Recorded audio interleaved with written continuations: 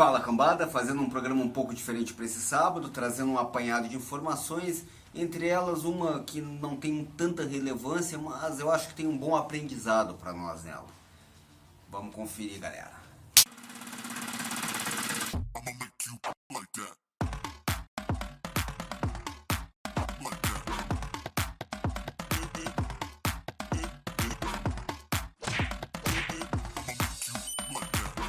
A primeira é referente ao treino entre Esquiva Falcão e Nate Diaz. Não é nada tão grave, nada tão enorme quanto se pinta, mas ainda assim é algo que nos afeta um tanto pela linha de mau comportamento esportivo por parte do nosso contendor ao campeão mundial de boxe.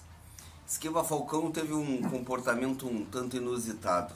Eu tento um pouco não me ater e não me absorver da energia de vira-lata que o brasileiro tem, sempre julgar de maneira mais incisiva os nossos próprios compatriotas.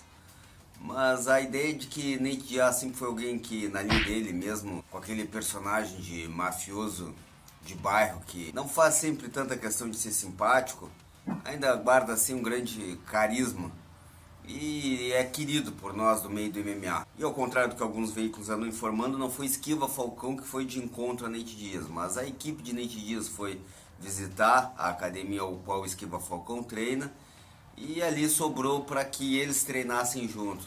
Não é nada, como eu já disse, de tão grave, mas dentro da linha esportiva entre atletas, entre nós lutadores, existe um único acordo entre treino que não pode ser quebrado. Treino não se comenta.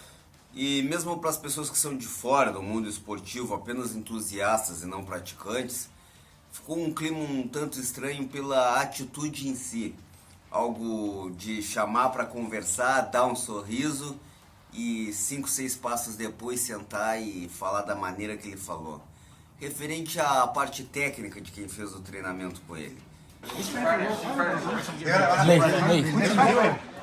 undefeated. Brazil. His next fight, He's he's from Brazil, but he's trying for the world championship. World title. Hey, what's up?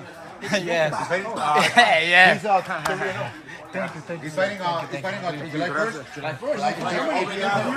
Yeah, obrigado. Golpe, tá ligado? É ruim.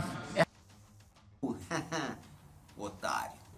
Ele tenta de alguma maneira nos outros 2 vídeos, que eu assisti os 3 vídeos, o do fato e outros 2 que ele faz em casa, se reiterar sobre o posicionamento dele.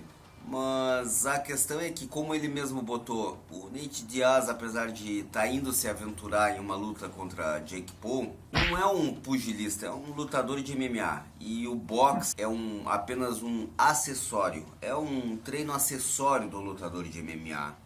E não é a primeira vez que o Esquiva Falcão se refere a um lutador de MMA se especificando na parte de boxe. Ele já fez isso com Poatan também. Então eu acho que o Esquiva Falcão muitas vezes não é um tanto infantil na linha de comentário e posicionamento dele.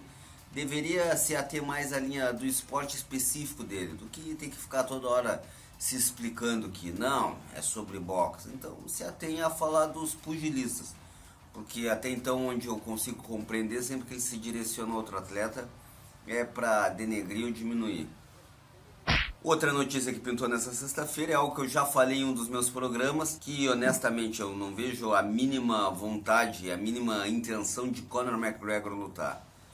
E já foi dito que pela questão de temporada ali, pelo pool da USADA, que é a companhia que faz a avaliação dos testes de qualquer hormônio, de qualquer produto sintético que o lutador esteja usando, ele não está dentro do tempo hábil para lutar contra Michael Chandler. Ainda foi questionado essa semana que ele gostaria de lutar com o Charles do Bronx. Com certeza uma grande ladainha, que ele só quer estar na mídia. E não faz o mínimo sentido esportivo para alguém que é tão meticuloso, para alguém que sabe arquitetar tão bem uma carreira a ponto de ter sido o atleta ganhar mais dinheiro dentro do MMA, não vai estar vindo de uma lesão grave, num momento curtindo a vida doidado e, deixa eu pensar como é que tá minha carreira. Eu perdi minhas 2 últimas lutas pro mesmo cara. Esse cara que eu perdi as minhas 2 últimas lutas, acabou de perder pro Charles do Bronx. Eu acho que eu vou enfrentar o Charles do Bronx. Não faz o mínimo sentido.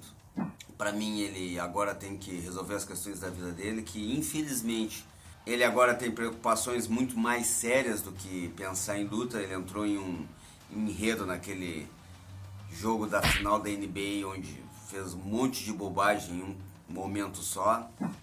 E é uma acusação muito grave que está correndo contra ele, onde o esporte perde de qualquer maneira, mesmo que seja provada a inocência dele na questão meios de comunicação.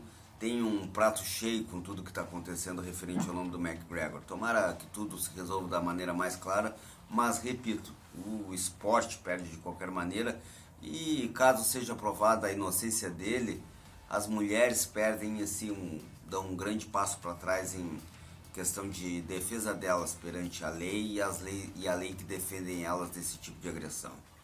O terceiro ponto dessa semana foi o encontro ali na segunda etapa da primeira fase das lutas na PFL entre John Jones e Francis Ngannou, o que de maneira também sensacionalista está sendo chamado de encarada.